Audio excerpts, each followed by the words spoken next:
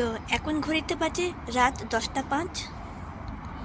দেখো ফ্লাইটটা কেমন বেরিয়ে যাচ্ছে।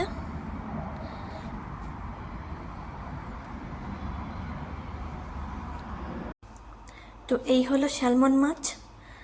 এই মাছটার মধ্যে আমি ভালো করে হলুদ, নুন, গার্লিক আর জিঞ্জার পেস্ট, আদা রসুনের পেস্ট ভালো করে মাখিয়ে নিয়েছি। এটা 15 মিনিট রাখবো রেস্ট করতে। আর এখানে দেখো ব্ল্যাক পেপার নিয়ে নিয়েছি, যেটা হলো গোলমরিচ। খুব ইজি।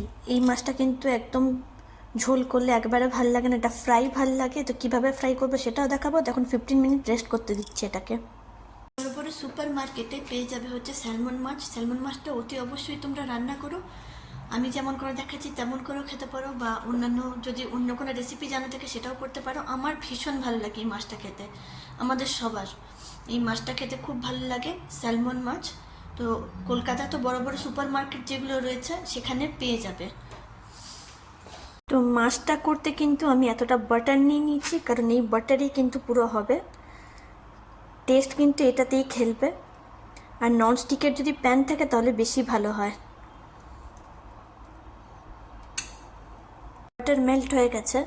তো ননস্টিকের প্যানগুলো নিলে কি সুবিধা জানো তো, মাছগুলো চিপকে যায় না, নাহলে এঁটে যায়, একদম সেঁটে সেঁটে যায় আর ভেঙে যায় মাছগুলো। মাছগুলো ভালো করে ম্যারিনেট করে 15 to 20 মিনিট রেখেছিলাম, যাতে ভালো করে যে আমি আদা রসুনের পেস্ট দিয়েছিলাম, নুন হলুদ ভালো করে যাতে একদম মাছের ভিতর ভিতর চলে যায়, তাহলে টেস্টটা আরও ভালো আসে। এবার মাছটা দিয়ে দেওয়ার পালা। খুব আলতো করে দিতে হবে, আর এক পিস করে ভাজার চেষ্টা করবে, তাহলে মাছগুলো ভাঙবে না।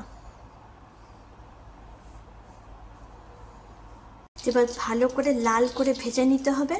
আর তারপরে নামাবার সময় একটুখানি গোলমরিচের গুঁড়ো, আর যে বাটারটার মধ্যে রান্নাটা করছো বাকি বাটার, আরেকটু বাটার আমি অ্যাড করব, তাতে টেস্টটা অনেক বেশি ভালো হয়ে যাবে। মাছটা কিন্তু দারুণ গন্ধ বেরিয়েছে। তোমরা কারা কারা স্যালমন মাছ খেয়েছো অতি অবশ্যই কমেন্ট সেকশনে জানাবে। এই মাছের কিন্তু ভাগ দেওয়া যায় না, এত দারুণ খেতে মাছটা। দেখো বাটারে কেমন একদম ফ্রাই হচ্ছে। তো মাছটা ভাজা হচ্ছে একদম লাল লাল করে, আর 2 মিনিট 3 মিনিট পরেই নামিয়ে নেব মাছটা। মাছটা কমপ্লিট হয়ে গেছে।